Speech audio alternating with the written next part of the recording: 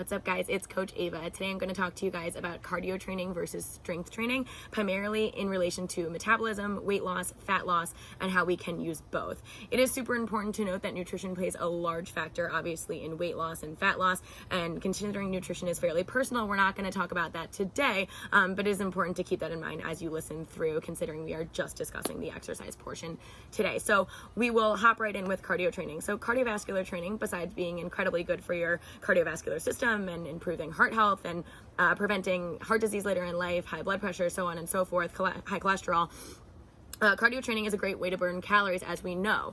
In terms of fat loss, and keep in mind when you are looking to lose weight, it is primarily fat that you are looking to lose. So in terms of fat loss, when you're doing cardiovascular training, let's say you're doing long distance cycling or steady state running, you will burn through fat eventually. So your body actually burns through glycogen, or when you eat carbohydrates, it turns into glycogen and stores it as energy. Your body burns through those carbohydrates, burns through the glycogen first before it starts to burn through fat. So with steady state cardio, your body is definitely going to burn calories burning through glycogen, but doesn't start to burn through fat until a certain amount of time. That usually is at the 45, 50, 55, 60 minutes of work. And then you have to keep working to continue to burn fat. So in terms of how long you're doing exercise, you definitely have to be doing steady state cardiovascular activity for a long amount of time in order to burn through fat. So that kind of brings me straight into strength training.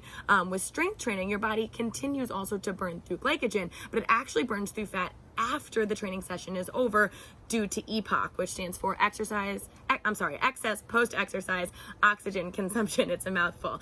So when we do strength training, we build muscle, and muscle uses up more energy than fat. It weighs more than fat, but it also uses up more energy in general. So it is going to burn through fat at a certain point after your training session due to EPOC, which means that your body will burn calories at rest after the training session due to the high intense nature of strength training. So in terms of cutting down your workouts shorter and burning fat after they're over and burning more fat due to the increase in muscle because muscle uses more energy, strength training will burn large amounts of fat after the training session is over, and which leads to our total daily energy expenditure, and the basal metabolic rate, and how many calories and how much energy our body uses at rest.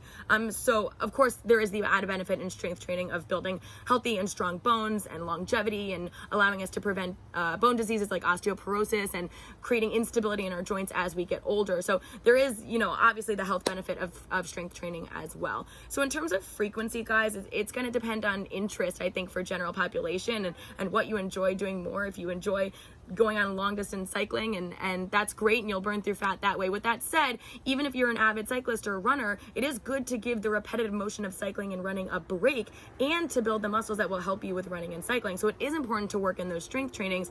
Vice versa, if you enjoy strength training more, it is good to give those muscles a break and to get the benefit of cardiovascular health and do cardiovascular activity intermittently as well. So both are important and both should be worked in. If you have any more questions or you need a little bit more specific guidance through this, I'm going to drop my Instagram handle down here, Ava Fagin. Just feel free to shoot me a message and we can talk a little bit more about it. Thanks for listening today, guys. Again, we're always here to help you and always here to give you the tips. So go get them, keep training, stay happy, stay healthy. Happy Wednesday.